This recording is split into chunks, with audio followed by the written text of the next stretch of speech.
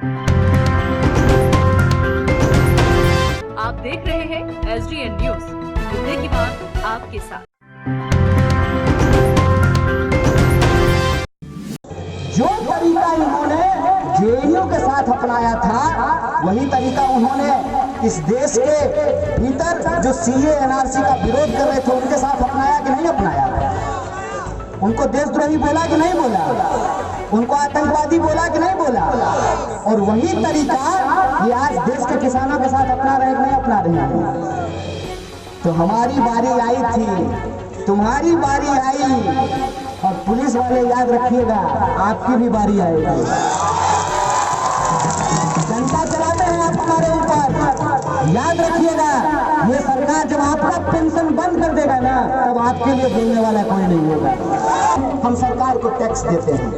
सरकार को हम टैक्स क्यों देते हैं? सरकार को हम टैक्स इसलिए देते हैं कि सरकार हमको सुरक्षा दे सके। क्या सिपाही भाई, सरकार वेतन देती है ना, बाप के घर से नहीं देती है ना, हमारा टैक्स के पैसा से देती है ना। किसके टैक्स के पैसा से जो है सुरक्षा कर्मियों को वेतन मिलता है? हमारे टैक्स के पैसे से मिलता है। तो सरकार हमको सुरक्षा दे सके। कोरोना के बाद सियासत से दूरी बनाए कन्हैया कुमार वापस से एक्टिव मोड में नजर आ रहे हैं और गर्जे भी ऐसे कि सरकार के खिलाफ एक के बाद एक तंज मारने शुरू कर दिए। किसानों के समर्थन में बिहार का पहला महापंचायत पूर्णिया में आयोजित हुआ था। उसी पूर्णिया की धरती से कन्हैया कुमार एक बार फिर से गरजे और बिहार में पहला महापंचायत को संबोधित किया। सरकार पर जमकर बरसे और इस बार निशाने पर रहे दारोगा जी। कृषि कानून के खिलाफ जारी किसान आंदोलन के समर्थन में बिहार का पहला महापंचायत पूर्णिया में आयोजित किया गया, जिसमें जेएनयू छात्र संघ के पूर्व अध्यक्ष कन्हैया कुमार पहुंचे थे। स्थानीय इंदिरा गांधी स्टेडियम में किसान संघर्ष समन्वय समिति द्वारा आयोजित इस किसान महापंचायत के साथ ही कन्हैया कुमार की धमाकेदार एंट्री भी हुई। कन्हैया ने मंच से तीनों कृषि कानून को विस्तार से बताया और इसके साथ ही सरकार को आड़े हाथों लिया। लेकिन इस बार कन्हैया के निशाने पर दारोगा जी भी रहे। मंच से सुरक्षा में खड़े दारोगा जी को साफ शब्दों में कह दिया, आप लोग हम पर बहुत लाठियां बरसाते हैं, याद रखिए आपकी बारी भी आएगी। कल जब आपका पेंशन रोक दिया जाएगा तो आपके लिए बोलने वाला कोई भी नहीं होगा। इस सभा में मनमोहन सरकार में कृषि मंत्री रहे राज्यसभा के सांसद अखिलेश प्रसाद सिंह ने भी अपनी हुंकार भरते हुए कृषि कानून में एमएसपी के लाभों को बताया। इस दरमियान बखरी विधानसभा के विधायक भी नजर आए। इसके अलावा सीमांचल में कटिहार जिला के कदवा से विधायक शकील अहमद खान भी मंच पर नजर आए। यह किसान आंदोलन सिर्फ किसानों का आंदोलन नहीं है। यह किसान आंदोलन सिर्फ खेती को बचाने का आंदोलन नहीं है। यह आंदोलन सिर्फ किसानों को एमएसपी का लाभ मिल जाए इसका आंदोलन नहीं है। यह विनती करते हुए इसलिए मैं कह रहा हूं कि इस आंदोलन के भीतर जो ऊर्जा लगी हुई है, इस आंदोलन के भीतर जो चिंता है, उस ऊर्जा और चिंता दोनों को हमको समझने की जरूरत है। मैं सबसे पहले चिंता के संदर्भ में आपसे कुछ बातें साझा करना चाहता हूं। बहुत सारे लोग ये कह रहे हैं कि किसान को आंदोलन करने की क्या जरूरत है, वो खेत में जाकर के खेती करें। कुछ लोग तो यहां तक कहने लगे हैं कि ये किसान है ही नहीं, ये राजनीतिक दलों के भारे पे बुलाए गए लोग हैं। ये तो मैं सभ्य भाषा में बोल रहा हूं। अगर आप बिके हुए पत्रकारों और मीडिया चैनलों को सुनेंगे तो आपके कान से खून निकल सकता है। वो कहते हैं कि ये किसान नहीं है, ये आतंकवादी है। जाके पैर न फटे बिवाई, वो का जाने पीर पड़ाई। जब हमारी यूनिवर्सिटी के ऊपर हमला हुआ था तो हम इस देश में घूम घूम करके लोगों को कह रहे थे कि हमारी यूनिवर्सिटी देश के खिलाफ नहीं, देश के आम आवाम के हक और अधिकार के लिए खड़ा होने वाली यूनिवर्सिटी है। हम उस वक्त भी कह रहे थे कि ये लड़ाई सिर्फ विद्यार्थियों का लड़ाई नहीं है। हम उस वक्त भी कह रहे थे कि ये लड़ाई एक विश्वविद्यालय को बचाने की लड़ाई नहीं है। ये लड़ाई दरअसल इस देश में देश के जवानों, किसानों और इस देश के आम आवाम के हक और अधिकार को बचाने की लड़ाई है। याद कीजिए, जब सीए एनआरसी का विरोध हो रहा था, उस वक्त भी हम यही कह रहे थे कि यह सिर्फ मुसलमानों का आंदोलन नहीं है। और आज जब किसानों का आंदोलन हो रहा है, तब भी मैं आपसे यही कह रहा हूं कि ये सिर्फ किसानों का आंदोलन नहीं है, ये इस देश के आम और आवाम के हक और अधिकार को बचाने की लड़ाई है। और जब मैं ये बात कहता हूं तो इसके पीछे एक तर्क है, इसके पीछे एक दावा है कि मैं ऐसा क्यों कहता हूं। मैं पहली शुरुआत करना चाहता हूं अपनी यूनिवर्सिटी से। हमारी यूनिवर्सिटी में जो आंदोलन हुआ, उस आंदोलन में हम क्या मांग रहे थे? हम कह रहे थे कि शिक्षा खरीदने बेचने की चीज नहीं है। शिक्षा इस देश में पैदा होने वाले हर इंसान का बुनियादी अधिकार है। हम कह रहे थे कि आपको जितनी परीक्षा लेनी है ले लीजिए, आपकी इच्छा हो तो अग्नि परीक्षा ले लीजिए, लेकिन अगर हमारे भीतर काबिलियत है तो हमको पढ़ने लिखने का अधिकार होना चाहिए। और ये हम आपसे भीख नहीं मांग रहे हैं, ये हमारा बुनियादी अधिकार है, जिसको हम आपसे मांग रहे हैं और इसको हम लेकर के रहेंगे। तो बहुत सारे लोगों ने कहा कि शिक्षा सस्ती अच्छी क्यों होनी चाहिए? जिसके पास पैसा है वो पढ़े, जिसके पास पैसा नहीं है वो नहीं पढ़े। तो मैं एक सवाल आपसे पूछना चाहता हूं, अगर ऐसा ही होता कि जिसके पास पैसा है वही पढ़ सकता है, तो क्या इस देश में डॉक्टर बाबा साहब भीमराव अंबेडकर देश का संविधान लिख पाते? आप सोच करके हमको बताइए कि इस देश के जो नागरिक हैं, वो नागरिक कलम से लेकर किताब तक, नमक से लेकर के गेहूं तक, जूता से लेकर छाता तक, रोड पे चलते हो या हवाई जहाज में उड़ते हो, सरकार को टैक्स देते हैं। हम सरकार को टैक्स देते हैं नहीं देते हैं?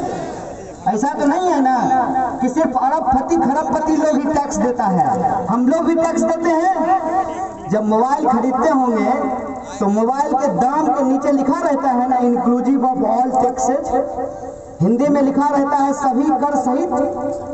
तो हम अपने खरीद में जो भी सामान हम खरीदते हैं, हम सरकार को टैक्स देते हैं।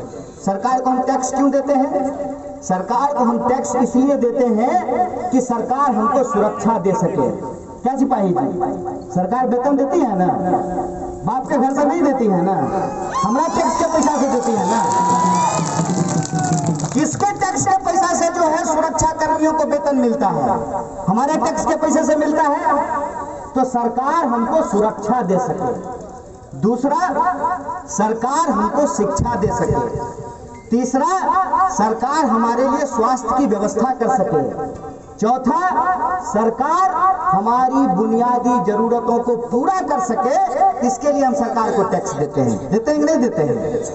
सरकार अगर हमारे लिए शिक्षा की व्यवस्था नहीं करे, सरकार अगर हमारे लिए स्वास्थ्य की व्यवस्था नहीं करे, सरकार अगर हमारी सुरक्षा की व्यवस्था नहीं करे, तो सरकार को टैक्स हम क्यों दें? ये सवाल हमारे मन में आना चाहिए ना। सरकार को हम टैक्स क्यों देते हैं? ताकि सरकार हमारी बुनियादी जरूरतों को पूरा कर सके। अब एक सवाल मैं आपसे पूछना चाहता हूं, क्या सरकार हमसे टैक्स लेकर के हमारी बुनियादी जरूरतों का पूरा कर पाती है? क्या हमारी बुनियादी जरूरतों को पूरा करना सरकार की जिम्मेवारी है कि नहीं है? तो सरकार का विरोध करना देशद्रोह कब से हो गया? प्रधानमंत्री देश है, भाजपा देश है, सरकार देश है। क्या नरेंद्र मोदी से पहले इस देश का कोई प्रधानमंत्री नहीं बना था? क्या भाजपा से पहले इस देश में किसी की सरकार नहीं बनी थी? तो सरकार का विरोध करना कब से देशद्रोह हो गया है? ये एक साजिश है। क्या साजिश है वो आप समझ लीजिए। गांव में अगर किसी विधवा की जमीन कब्जा करना हो तो पहले उस विधवा को बदचलन साबित किया जाता है, पहले उस विधवा को दान साबित किया जाता है। फिर जब उस विधवा की जमीन कब्जा कर ली जाती है तो उस विधवा की बात न थाने में सुनी जाती है, न मुखिया सुनता है, न सरपंच सुनता है, न एमएलए सुनता है, न मंत्री सुनता है, और उस विधवा की जमीन कब्जा कर ली जाती है। आपको नहीं लगता है कि जेएनयू के विद्यार्थियों के साथ ही यही बर्ताव किया गया? ये बोल करके कि जेएनयू के विद्यार्थी देश को तोड़ना चाहते हैं। क्या भाई, कुरकुरे का पैकेट है? देश हमारा कुरकुरे का पैकेट है कि हलवा है कि चम्मच लेंगे उठा करके खा लेंगे?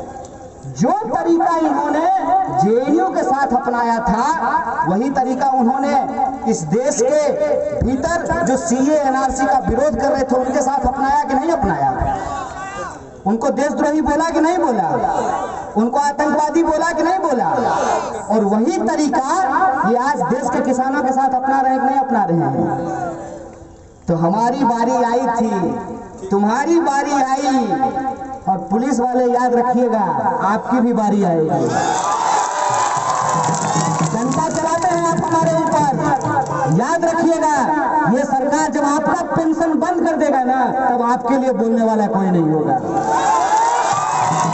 याद रखिएगा ये ऐसे लोग हैं जो इस देश के आम आवाम को आपस में लड़ा करके इस देश को बेचना चाहते हैं। इस बात को आप अपने दिमाग में डाल लीजिए। इस देश के एक एक इंच जमीन को अपने मालिकों के हाथ में गिरवी रख देना चाहते हैं भाजपाई लोग। हमको इंतजार है इस बात का सर, हम आपको बता रहे हैं। अभी पंजाब हरियाणा का लोग हमको मैसेज करके बोलता है कि सर गलती हो गया। भाजपाई रोते रोते मेरे पास आएगा, कहेगा सर गलती हो गया, आपका बात नहीं समझे थे। हम इंतजार कर रहे हैं उस दिन का, आपको हम बता देते हैं। हमको मोदी जी से कोई दुश्मनी है क्या? हमको इतना फुर्सत है? माए बाप इसीलिए हमको पढ़ाया लिखाया, माए बाप हमको इसीलिए पीएचडी कराया कि हम प्रधानमंत्री से दुश्मनी पालते चले? हमको इतना फुर्सत है कि हम अमित शाह से इतना दुश्मनी करें? अमित शाह के बेटा को देखे हैं कैसा लगता है? नहीं, मेढक मत बोलिए। किसी भी इंसान के ऊपर व्यक्तिगत टिप्पणी नहीं करनी चाहिए। कभी उसको कोई मेढक कह देता है, कभी सुअर बोल देता है। एक बात हमको बताइए, अरे हमारे पिताजी गृह मंत्री थोड़ी हैं कि हम बीसीसीआई का सेक्रेटरी बन जाएंगे। जया शाह के पापा देश के गृह मंत्री हैं तो वो बीसीसीआई के सेक्रेटरी बन गए। हम तो गरीब घर में पैदा हुए हैं, हम तो पढ़ाई लिखाई करेंगे, नौकरी करेंगे, नेतागिरी करने का फुर्सत है हमको? प्रधानमंत्री जी से कोई व्यक्तिगत दुश्मनी नहीं है। दिक्कत यह है कि हम आपके टैक्स के पैसे से इस बात को पढ़ लिख करके समझ गए कि ये आदमी देश का चौकीदार नहीं है, ये अंबानी का दरबार है। इस बात को हम समझ गए कि ये जब भी कहता है देश नहीं झुकने दूंगा, हम समझ जाते हैं कि देश को बेचने का नया तैयारी शुरू कर दिया है। एक बात हमको सोच करके बताइए, कहते हैं कि किसानों की भलाई के लिए कानून लाए हैं। आए बाप, कैसा भलाई है कि किसान कह रहा है नहीं बाबूजी हमको ही भलाई नहीं चाहिए, माए बाप अपना भलाई अपने पास रख लीजिए। ये जबरदस्ती कर रहे हैं कि हम आपका भलाई करवे करेंगे। थोड़ा मामला समझ लीजिए कि क्या है।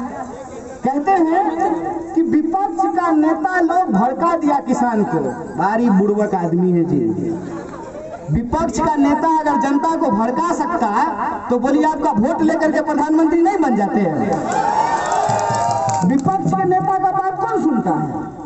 बात तो लोग मोदी जी का सुनता है। कभी मन का करते हैं, कभी दिल का करते हैं, कभी आसमान का, कभी पताल का। देश को प्रधानमंत्री को सुनता है। चापलूसी करते करते कोई पत्रकार इतना दूर निकल जाता है कि देश का सबसे लोकप्रिय नेता नहीं बोलता है, विश्व का सबसे लोकप्रिय नेता बोलता है। अरे ठीक है, विश्व के सबसे लोकप्रिय नेता जब इस देश के प्रधानमंत्री हो तो वो अगर एक बात आकर के बोलेंगे और नहीं बोलेंगे तो रो देंगे, जनता तुरंत उनकी बात को समझ जाएगी। एक सवाल जो वो बोल रहे हैं बार बार कि किसान नहीं समझ रहे हैं, तो आप समझा दीजिए। आप अपने कृषि मंत्री को नहीं समझा पा रहे हैं और कह रहे हैं कि देश के किसान नहीं समझ रहे हैं। जब कोई भाजपाई आपको पान के दुकान पर मिले और आपको कहे कि कृषि कानून बहुत अच्छा है, तो कहिए हाँ, अफसोस इस बात का है कि आपका कृषि मंत्री नहीं समझ पाई थी। याद है कि नहीं है? कृषि मंत्री इस्तीफा दे चुकी हैं। जब ये कृषि कानून आया तो इसके विरोध में वो एनडीए की कृषि मंत्री थी, कांग्रेस की कृषि मंत्री नहीं थे, वो इस्तीफा दे दी है। याद है कि नहीं है? शॉर्ट टर्म मेमोरी लॉस नहीं हुआ है ना, तो याद कर लीजिए। हम लोग देश के किसानों को नहीं भड़का रहे हैं सिपाही जी, दरोगा जी आप भी सुन लीजिए। देश के कृषि मंत्री ने कृषि कानून के विरोध में इस्तीफा दे दिया। बोलिए क्यों? क्या उनको भी समझ में नहीं आया? कानून जब लिख रहे थे तो कृषि मंत्री को कान में घुट्टी ठीक से नहीं पिलाए थे, क्यों इस्तीफा दे दिए? दूसरा बात जो बहुत जरूरी है, ये कहते हैं कि ये कानून हम इसलिए ला रहे हैं ताकि किसानों की भलाई हो, उनकी आमदनी दुगुनी हो। तो उस संबंध में मैं एक बात आपको बता देता हूँ। बिहार में 2006 में मंडी समाप्त कर दिया गया। क्या बोल करके कि मंडी समाप्त कर देंगे तो किसानों का भलाई हो जाएगा। अखबार में कि 30,000 में ही मोटरसाइकिल मिलेगा, हर एक माल 10 रुपया। 30,000 में मोटरसाइकिल मिलेगा और स्टार लगा करके अखबार के कोना में तनी तनी को अक्षर में कम माखी मुंडी जैसा लिखा रहता है, शर्तें लागू। कभी आप सोचे हैं ये 3 कानून एक साथ क्यों लाया गया है? अरे किसानों की भलाई करनी थी तो एक को कानून ला करके एकदम भरपेट भलाई कर देते किसान का। ये 3 कानून साथ में क्यों लाया गया है? असल खेल यहीं पे है।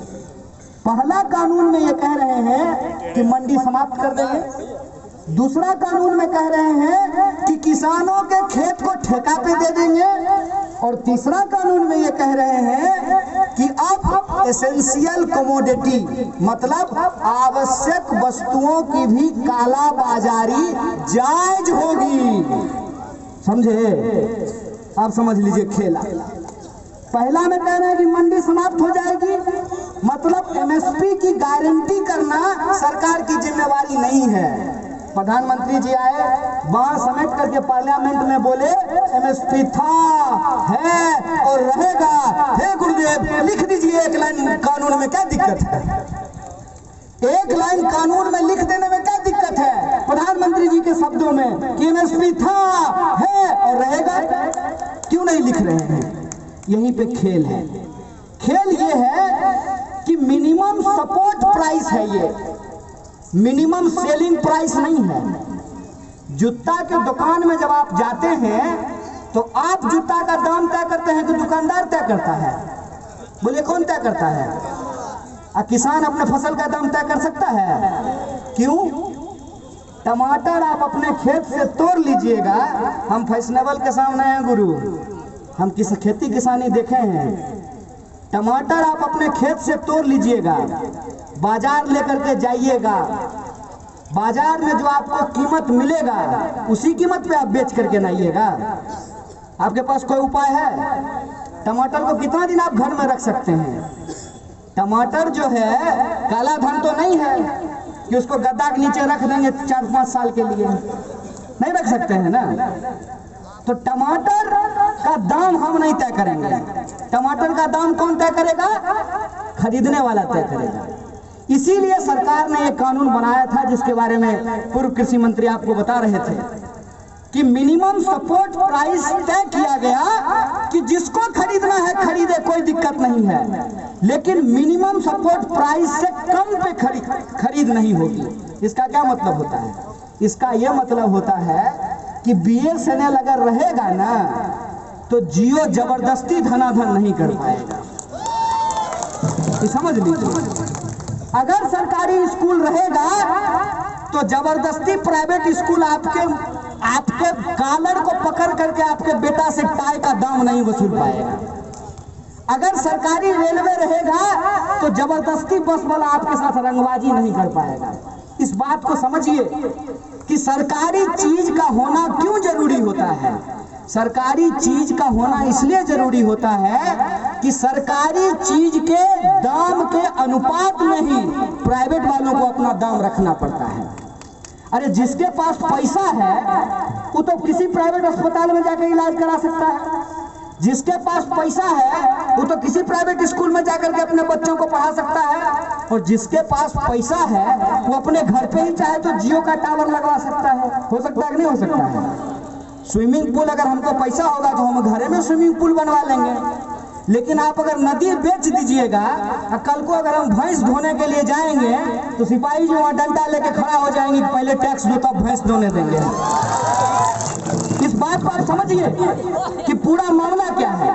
मामला यह है कि बीएसएनएल जब बिक गया, बीएसएनएल जब आज नहीं है तो जियो को आज मन है तो 500 रुपया ले रहा है, और कल मन होगा तो 5000 रुपया लेगा। आप क्या कर लीजिएगा? इस बात को आप समझिए कि एमएसपी यदि समाप्त हो जाएगी तो कल को अगर वो आपसे 5 रुपये किलो ले लेगा धान तो आप क्या कर लीजिएगा? तो किसानों को उनके फसल की सुरक्षा के लिए एमएसपी की व्यवस्था की गई, और वो भी एमएसपी ऐसा नहीं है कि हर चीज पे एमएसपी मिलता है। इस देश के अंदर सबसे ज्यादा दुर्दशा अगर कहीं के किसानों की है तो वो बिहार के किसानों की है। अपना गेहूं काट लेते हैं तब पंजाब का धान काटने के लिए जाते हैं, जब पंजाब का धान काट लेते हैं तब अपना धान काटने के लिए आते हैं। यही सब चाहिए ना। और जो दूसरा कानून है, ये तो पहला एमएसपी वाली बात हो गई, और कोई झंझट नहीं है। प्रधानमंत्री अगर कहते हैं कि एमएसपी था, है और रहेगा तो एक लाइन लगेगा, ज्यादा इंक भी खर्च नहीं होगा। एक लाइन लिखने में कितना देर लगेगा? एक लाइन लिख दें कि एमएसपी से कम पे किसी भी फसल की खरीद नहीं होगी, अगर खरीद होगी तो यह आपराधिक होगा, और जो लोग ये काम करेंगे उनके ऊपर मुकदमा किया जाएगा, उसको जेल में डाला जाएगा। इसको लिखने में कोई दिक्कत है क्या? सरकार क्यों नहीं लिख रही है? सरकार अगर लिखेगी ना तो मार जूता जूता इनका मुंह फुला देगा। कौन कौन कौन मुंह फुलाएगा? और ये जो दिन रात भजन होता है मोदी मोदी, ये भजन बंद हो जाएगा। क्या उस चैनल का मालिक कौन है? उस चैनल का मालिक कौन है? तो सरकार जिसकी करती है दरबानी उसी का है चैनल, और जिसका है चैनल वही आज आने वाले समय में क्या खरीदना चाहता है? आपका खेत, आपका फसल, आपकी किसानी, आपकी खेती, और आपको क्या बनाना चाहता है? आपके ही खेत पर गुलाम। और ये बात मैं क्यों कह रहा हूं? इतवार को कानून पास हुआ है क्या सर? इतवार को कानून पास हुआ है, और जिस दिन कानून पास हुआ है उससे 2 दिन के बाद रिलायंस रिटेल ने 50,000 करोड़ का अपना शेयर बेचा है। कितना? क्या को सुनना हुआ? 50,000 करोड़ पे क्या को सुनना हुआ? गिनती कर लीजिएगा। 50,000 करोड़ का शेयर बिका है। किसका? रिलायंस रिटेल का। पूर्णिया में को रिलायंस रिटेल का दुकान देखे हैं? एगो एडवांस जिला है तब आप 2 गो लोग कितना है यहाँ पे? 3 गो। अब कितना शेयर बिका है? 50,000 करोड़। अब कितना फल का दुकानदार है? फल का क्या गो रेडी लगता है पूर्णिया में? गिने हैं? है गिनती? क्या गो आलू का दुकान है गिनती? क्या जगह गेहूं मिलता है? गल्ला का दुकान है गिनती? तो आप गरीब से गरीब होते जा रहे हैं और चोरवा अमीर से अमीर होते जा रहा है, और ये हमको समझ में नहीं आए। इसीलिए शाम को टीवी पे बैठ करके एगो टोपी पहन लेगा, एगो तिलक लगा लेगा, मोर तलवार निकालेगा टीवी पे, नकली बॉक्सिंग करेगा वहां पे। एक तरफ देश की लूट, देश के किसानों की लूट, देश के मजदूरों की लूट, देश के यूनिवर्सिटीज की लूट, देश के रेलवे की लूट, देश के LIC की लूट, देश के बीएसएनएल की लूट, एक तरफ देश की संपत्ति लूटी जा रही है और दूसरी तरफ क्या किया जा रहा है? हिंदू मुसलमान, मंदिर मस्जिद, टीका टोपी दाढ़ी